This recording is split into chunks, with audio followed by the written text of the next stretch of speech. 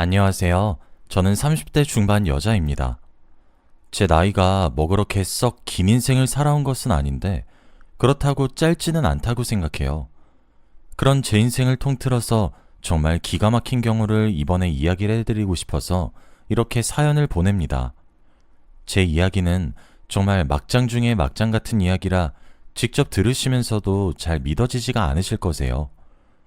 저는 한 번의 이혼 위기가 있었습니다.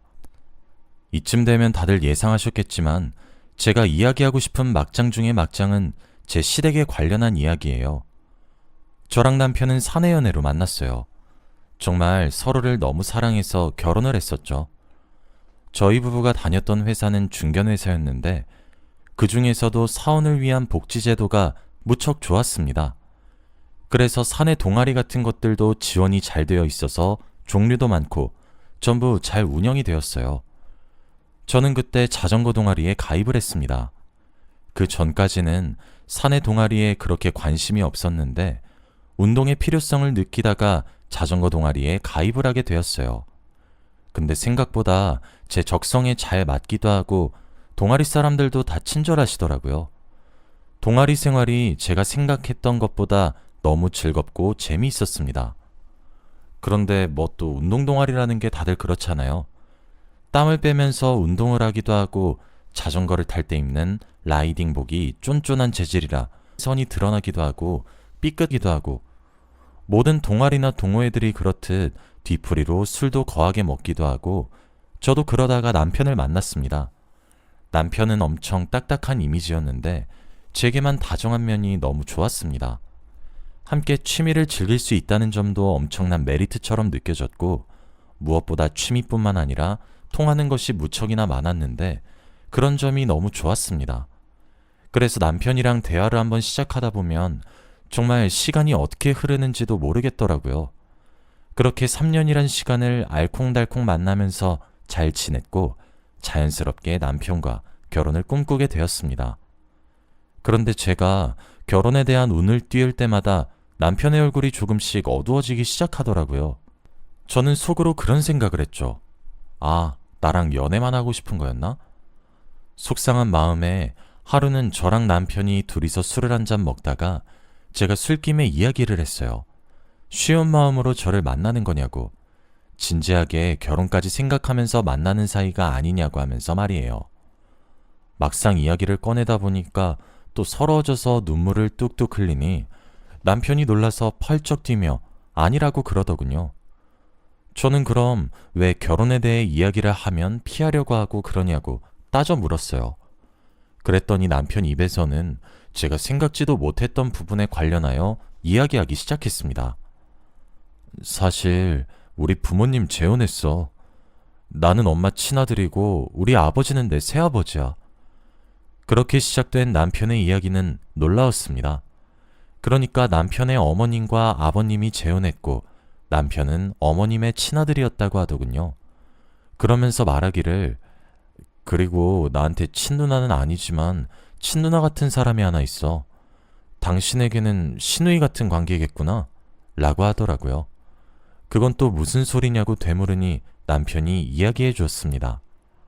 알고 보니 그 누나라는 분은 남편의 큰아버지, 즉 아버님의 형님 되시는 분의 딸이랍니다. 그러니까 실제로는 남편의 아버님의 조카인 셈이죠.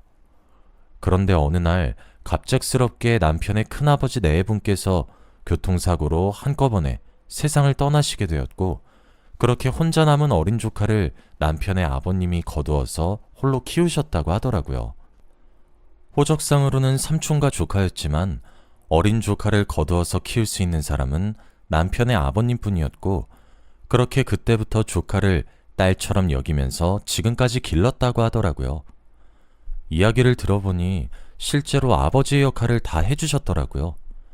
그러다 남편의 아버님께서 지금의 어머님을 만나게 되었고 이미 이혼해서 아들인 남편이 있으셨던 어머님은 그런 아버님의 따뜻한 마음에 감동받아서 딸처럼 여기겠다고 한 뒤 재혼을 하셨다고 하더라고요. 나이도 남편보다 2살이 더 많아서 정말 친남매처럼 길렀다고 했어요. 저는 이혼 가정이나 재혼 가정에 대한 편견이 없을 거라 생각했었는데 이 정도까지는 감당하기가 솔직히 힘들었어요. 남편의 이야기가 끝나고 난 뒤에도 한참 동안 아무 말 없이 앉아 있으니까 남편이 울면서 얘기를 이어서 했어요. 남편이 초등학교 입학을 앞두었던 시기쯤에 부모님께서 재혼을 하셨다고 했어요. 그런데 가족끼리의 첫 만남을 앞둔 순간까지도 갑작스럽게 생긴 누나의 존재를 남편도 싫어했다고 합니다. 낯선 아버지의 존재도 싫었으니 누나도 싫을 수밖에요. 그런데 누나분께서 남편의 어머님을 보자마자 엄마 하고 도도도 달려와 폭 안겼다고 하더라고요. 그러면서 이야기하기를 그냥 어린 마음에도 보였던 것 같아. 솔직히 남자 혼자서 어린 여자아이를 어떻게 야무지게 돌봤겠어? 뭐든 모자랐겠지. 키가 급하게 자라서 조금 작아 보이는 옷도 제대로 묶지 못해 흐트러진 머리카락들도 심지어 엄마의 손길이 그리워서 우리 엄마한테 매달리는 것도 어렸던 내 눈에도 안쓰럽더라고. 내 눈에도 그랬으니 엄마 눈에 오죽했을까. 그렇게 누나가 우리 가족이 된 거야. 라고 말이에요. 이야기를 계속 들어보니 사실 말이 시아버지의 조카인 거지 친딸이라고 봐도 무방할 정도더라고요. 완전 사랑받고 자란 딸과 다름없었습니다. 저는 이야기를 듣고 말해줘서 고맙다고 말을 한 뒤 조금 생각할 시간을 달라고 했죠. 결혼을 앞두고 제가 저 이야기를 감당할 수 있을지 자신이 없었거든요. 그런데 제게 모든 것을 이야기해주면서 눈물을 흘렸던 남편을 사랑했고 어렸던 나이에 그런 상처를 받아야 했던 남편의 어린 시절이 안타까웠고 편을 들어주고 싶었어요. 저는 남편에게 괜찮다고 말을 했고 남편은 그런 제게 고마워했죠. 우린 그렇게 결혼을 약속했어요. 하지만 결혼을 하기 전 넘어야 할 산이 하나 더 있었어요. 바로 저희 부모님이셨죠. 저희 부모님은 이 결혼을 격력하게 반대하셨습니다. 그도 그럴 것이 저희 부모님은 제가 평범한 집에 사랑받고 자란 평범한 남자에게 시집가길 원하셨었거든요. 반대가 무척이나 거셌습니다. 저는 정말 어떻게 해야 할지 몰라서 발만 동동 구르고 있었어요. 그런 부모님을 설득한 건 제 남편이었죠. 제 남편은 정말 잘하겠다고 다짐을 하는 것은 물론 반년이 넘는 시간 동안 매주 저희 부모님을 찾아뵙고 같이 식사도 하고 등산도 가고 골프도 치고 놀러도 가고 그렇게 끊임없이 꾸준하게 설득을 했어요. 솔직히 옆에서 지켜보면서 그런 남편의 모습에 저는 한 번 더 남편의 사랑을 실감했죠. 변치 않는 남편의 모습에 저희 부모님도 결국 두 손 두 발 다 들고 결혼을 허락했고 그렇게 양가의 축복 속에 저희 두 사람은 부부가 되었습니다. 시부모님 두 분 다 너무너무 좋으신 분이셨어요. 이렇게 복잡한 남편의 사정을 이해해줘서 고맙다고 하셨고 제게 시집살이 하나 시키지 않으셨죠. 며느리를 보시면 보통 시부모님들은 대접을 받으려고 한다고 하잖아요. 그러기는커녕 오히려 저를 귀한 손님처럼 취급해 주시더라고요. 저는 그런 시부모님의 사랑이 감사했고 제게 잘 대해 주시니까 저도 더 진심으로 효도할 수 있게 되었죠. 좋으신 시부모님과 완벽한 남편을 둔 저는 제 결혼 생활이 앞으로도 이렇게 순탄할 거라 믿었었어요. 하지만 그런 제 믿음을 깨트리는 사람이 하나 있었습니다.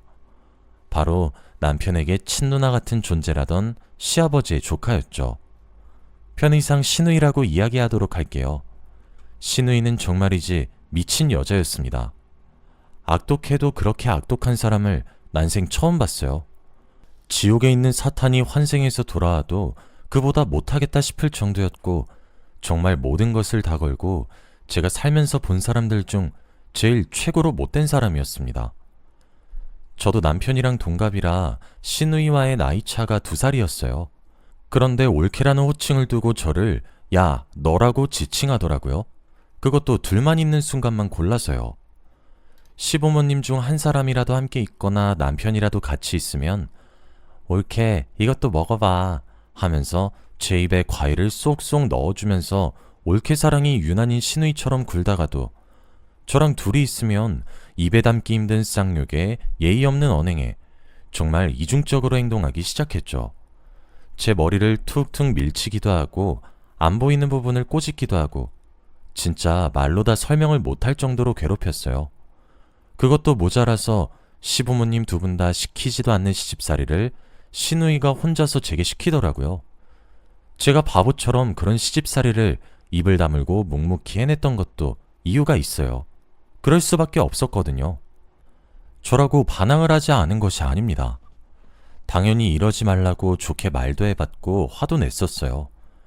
그런데 제가 그렇게 화를 내고 거부를 하고 반항을 하면 할수록 시누이의 괴롭힘은 점차 악랄해지더군요. 그래서 제가 반항하기를 포기했습니다. 그리고 제 천성이 원래 날 때부터 싸움하는 것을 회피하는 성향이 강했습니다. 누군가와 싸운 적도 솔직히 손에 꼽힐 정도로 적어요. 그래서 그런지 시누이와 싸움을 해도 어떻게 해야 할지 모르겠더라고요. 그러니 시누이와 기싸움을 할 바엔 그냥 제가 지는 것이 더 마음이 편하겠더라고요. 적어도 몸은 고단하겠지만 마음이 편하니까요.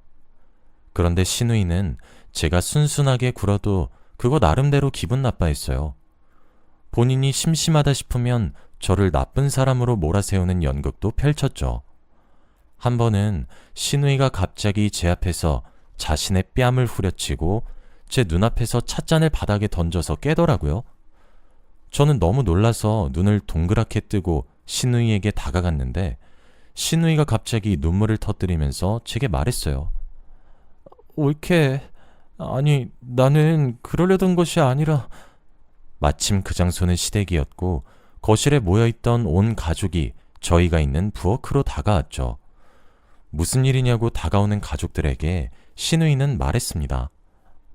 아니, 내가 실수로 올케가 아끼던 찻잔을 깨뜨렸더니. 아니에요. 아무 일도 아니에요. 그러면서 본인이 때린 오른쪽 뺨을 감싸지는 시누이의 모습은 누가 봐도 영락없이 제게 뺨을 맞은 시누이의 모습이었어요. 남편은 불같이 화를 내며 제게 왜 그랬냐고 몰아세우기 시작했고 시어머님마저도 제게 등을 돌리시며 차갑게 실망이구나 새아가 라고 말을 하곤 시누이를 데리고 들어갔죠. 시어머니 손길에 이끌려 제게 혀를 쏙 내밀며 메롱하는 시누이를 보며 억울해서 분통이 터질 것만 같았어요. 저는 하지도 않은 짓을 사과해야 했고 시누이에게 용서해달라고 해야 했죠. 이가 절로 으득으득 갈렸어요. 그런데 시아버지만큼은 그런 저를 타박하지도 않았고 차갑게 쳐다보지도 않았어요. 그렇게 귀하게 키운 조카를 제가 때렸다고 모두가 오해를 하고 있는 상황이었는데 말이에요. 아니, 오히려 제게 맘고생이 많겠다고 위로를 해주시기 시작하셨죠. 처음 몇 번 그런 시누이의 못된 장난질에 희생될 때는 시아버지는 그래도 내 고생을 알아주는 거구나 싶어서 참 많이 감사하게 생각했는데 생각을 하면 할수록 뭔가 이상한 것 같더라고요. 근데 그게 뭔지 정확하게 콕 집어서 말할 수 없는 느낌? 묘하게 거슬렸죠. 일단 적어도 시아버지가 가족 중에서 저를 제일 많이 챙겨주시는 것은 알았는데 그게 제가 며느리라서 챙겨주는 것보다는 마치 희생양을 대하는 듯한 동정심으로 챙겨주는 느낌이었어요. 그러면서 문득 두 사람을 번갈아서 쳐다봤는데 묘하게 많이 닮아있다는 사실을 알게 되었어요. 물론 시아버지와 형님이 형제라서 그걸 조카가 닮는 것이 그리 틀린 말은 아닌데 그것도 묘하게 거슬리더라고요. 그리고 시간이 가면 갈수록 시아버님과 남편은 제가 아무런 잘못을 하지 않았음에도 보이는 것만 보고 믿어서 저에 대한 신뢰를 잃어가면서 제게 차갑게 대하기 시작했고 저도 그런 상황에 놓이면서 스트레스가 극한을 찍기 시작했었죠. 어떻게 해야 이 상황을 탈출할 수 있을지 모르겠어서 답답했어요. 그렇다고 이혼을 선택하기에는 남편을 너무 많이 사랑했습니다. 어쩌다 제가 이런 꼴이 되었는지 모르겠더라고요. 그러던 어느 날이었습니다. 시어머님과 남편이 시댁을 잠시 비웠고 저는 낮잠을 자고 있었어요. 그런데 시아버지 방에서 두런두런 말소리가 들리더라고요. 아주 조용하게 말이에요. 본능적으로 살금살금 다가가서 귀를 기울이니까 시아버지가 시어머니와 남편 모르게 시누이에게 건물을 하나 증여할 생각이라는 이야기를 나누고 있었어요. 저는 그 대화 내용을 몰래 녹음하고 대화가 끝나자마자 원래 있었던 곳으로 후다닥 돌아와 자는 척을 했죠.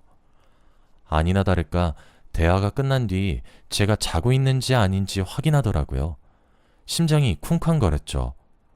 그때 저는 제가 시누이와 시아버지의 관계가 묘하게 거슬렸던 이유를 알았어요. 저는 그런 상상하는 제가 미친 것 같았지만 사람의 호기심은 원래 억누를 수가 없는 노릇이잖아요. 그날 밤 가족끼리 모여 오랜만에 술판을 벌이자며 술을 한 잔씩 주거니 받거니 하는 시간을 의도적으로 가졌고 모두가 술에 취해 잠든 새벽 저는 슬그머니 일어나 시아버지와 시누이의 머리카락을 뽑았습니다. 그리고 다음날 유전자 검사를 의뢰했죠. 검사 결과 두 사람은 제가 예상했던 대로 친자관계였습니다. 진짜 제가 그 결과를 보고 입이 얼마나 크게 떡 벌어졌는지 모를 거예요. 저는 이 사실을 곱게 알리고 싶은 생각은 추호도 없었어요. 그러기엔 저를 못살게 만든 시누이가 너무 미웠거든요. 저는 계획을 짰습니다. 솔직히 남편이랑 이혼하고 싶지도 않았어요. 남편은 정말 저랑 둘만 있으면 제게 잘 대해줬고 연애하던 시절부터 변치 않았어요. 결혼 이후에도 저희 부모님께 워낙 잘했고요. 저 망할 시누이만 없었으면 완벽했거든요. 저는 그때부터 소형 녹음기를 사서 시댁에 갈 때면 하루 온종일 켜놨어요. 시누이와 둘만 있는 순간은 워낙 예측할 수 없어서 그냥 켜놓는 걸 선택했죠. 시누이와 둘만 남았던 순간 시누이가 제게 쌍욕을 하면 전 연약한 목소리로 말했죠. 형님, 제게 대체 왜 이러세요? 그럼 시누이는 제게 말했어요. 너 따위가 뭔데 우리 집안에 굴러들어와? 난 네가 너무 싫어. 그렇게 하루를 녹음하고 집으로 돌아오면 파일을 편집했죠. 시누이와 저 둘만 있는 부분만 잘라내서 말이에요. 하나로 합치니까 들을만 하더라고요. 전 당하기만 하는 불쌍한 콩쥐 같은 사람이었고 시누이는 못된 팥쥐 같았거든요. 저는 모든 준비가 완료되자마자 준비한 것들을 모두 챙겨 시댁으로 향했어요. 제가 가족 간에 기니 드릴 이야기가 있다고 가족회의를 소집했거든요. 시부모님과 시누이, 남편까지 모두 거실에 둘러앉아 저만 봤어요. 저는 조용히 휴대폰을 켜서 시아버지가 몰래 시누이에게 건물을 증여하겠다고 한 것부터 들려줬죠. 아니나 다를까 시아버지랑 시누이 둘 다 당황하더라고요. 시어머니는 불같이 화를 냈어요. 왜냐면 그 건물은 시어머니와 시아버지 두 분의 공동명의였거든요. 그러니까 그 건물은 제 남편이 증여받을 건물이었단 거죠. 저는 거기에 그치지 않고 유전자 검사지를 시어머님께 보여주며 두 사람이 사실 부녀지간임을 폭로했어요. 남편도 시어머님도 배신감에 입을 떡 벌리셨죠. 그리고 제가 편집했던 시누이의 악랄한 민낯이 담긴 파일을 재생했죠. 시누이는 새하얗게 질리는 것도 잠깐 악을 지르면서 제게 달려들었어요. 시어머니와 남편은 그런 모습을 처음 봐서 당황했지만 이내 그 모습이 제가 건넨 모든 자료에 뒷받침되는 증거 같은 행동이란 사실을 깨달았고 화를 내기 시작했어요. 그렇게 저는 그날 그동안 억울하게 바닥까지 처박혔던 제 이미지와 명예를 회복하게 되었습니다. 그 후로 어떻게 되었는지 아시나요? 시아버지는 시어머니 몰래 친딸에게 건물을 증여하려고 했던 걸 들키게 되자 시어머니께 싹싹 비셨습니다. 시어머니는 시아버지에게 이혼할 것인지 저 여우 같은 기집애를 집에서 내쫓을 것인지 선택하라고 하셨고 시누이는 그렇게 시댁에서 쫓겨났어요. 물론 쫓겨나면서 시아버지가 사줬던 차도 빼앗기고 집도 빼앗겼죠. 순식간에 집도 절도 없는 신세가 되어버린 거예요. 끝까지 쫓겨나면서도 저를 저주하는데 저도 시누이가 제게 그랬던 것처럼 혀를 쏙 내밀고 메롱을 해줬답니다. 제 모습에 이성을 잃고 달려들려고 하는데 남편한테 제지되고 문 밖으로 쫓겨났어요. 10년 묵은 체증이 내려가는 것 같았죠. 나중에 알고 보니까 시아버지가 결혼 전에 사고를 쳐서 아이를 낳았고 고아원에 버리려고 했다고 하더라고요. 그런데 아무리 노력해도 아이가 생기지 않았던 형님 부부가 시아버지의 딸을 입양하겠다고 선언했고 어느 정도의 금전적인 대가를 받고 각서까지 쓰고 난 이후 아이를 형님네 부부에게 입양 보냈더라고요. 그러다 형님 부부가 죽으면서 시아버지는 친딸을 데려왔고 조카라고 하면서 길렀던 거죠. 심지어 시누이였던 그 여자도 친부가 시아버지인 것을 알고 있었습니다. 차라리 그 사실을 모르는 척을 했다면 시누이는 몰랐으니 어느 정도 죄가 참작이 되었을 텐데, 알고 있었던 사실에 시어머니와 남편에게 괘씸죄가 추가되었죠. 결국 시어머니는 이혼하지 않는다는 조건으로 시아버지 명의로 되어 있던 건물과 집, 땅 등등을 본인 명의로 돌려달라 요구했고, 시아버지는 그 요구를 들어주었습니다. 시아버지도 시어머니를 무척 사랑했거든요. 친딸보다는 자신의 아내가 먼저였던 거겠죠.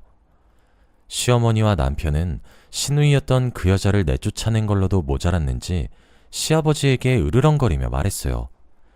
친딸이라 밖에서 우리 모르게 만나는 것은 더 이상 아무런 말하지 않겠지만 두 번 다시 이 집에 저해를 드리는 순간 이혼일 거라고, 남편 취급, 아버지 취급 기대도 하지 말라고 말이에요. 시아버지는 수십 년 동안 속인 죄가 있으니 뭐 입이 있어도 할 말이 없으시겠죠. 사실 시어머니는 친딸 같은 시누이를 제가 괴롭히신다고 오해를 하신 순간부터 제게 조금 냉랭하게 대하셨어요. 남편도 시댁에서는 제게 조금 냉소적이기도 했고요. 두 사람은 진실을 알고 제게 미안하다고 정말 진심으로 사과해 주셨고, 저도 남편과 이혼할 생각은 추호도 없기 때문에 두 사람의 사과를 받아들이며 용서했습니다.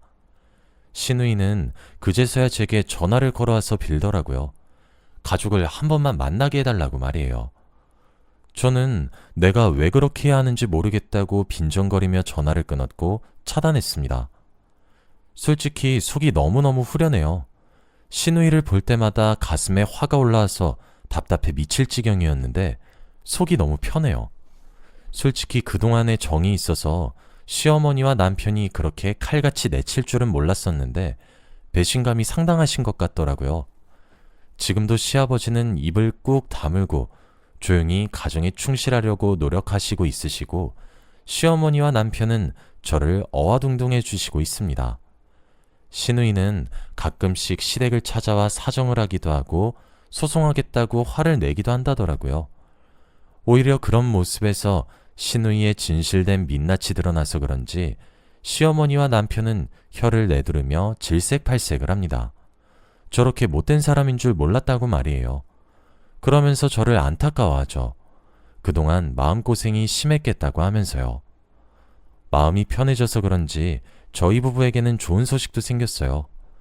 제가 지금 임신 13주 차거든요. 그래서 그런지 남편과 시어머니의 사랑이 무척이나 진합니다. 시아버지와 오히려 조금 멀어졌지만 그래도 시아버지도 죄의식은 느끼시는 것 같아요. 본인 친딸이 저를 괴롭히는 걸 알고 계시긴 해서요. 저와 시아버지의 관계는 시간이 약이지 않을까 싶습니다. 전 악마 같았던 시누이에게 받았던 만큼 전부 다 돌려준 것 같아요. 그래서 이제 시누이에 대한 이야기도 여기에 사연을 보내는 것을 마지막으로 제 인생에서 없는 사람으로 지내려고 합니다. 제 태교에도 안 좋기도 하고요. 앞으로 제 인생은 행복할 것만 같다는 느낌이 드네요. 지금까지 제 이야기였습니다. 긴 이야기 들어주셔서 감사합니다.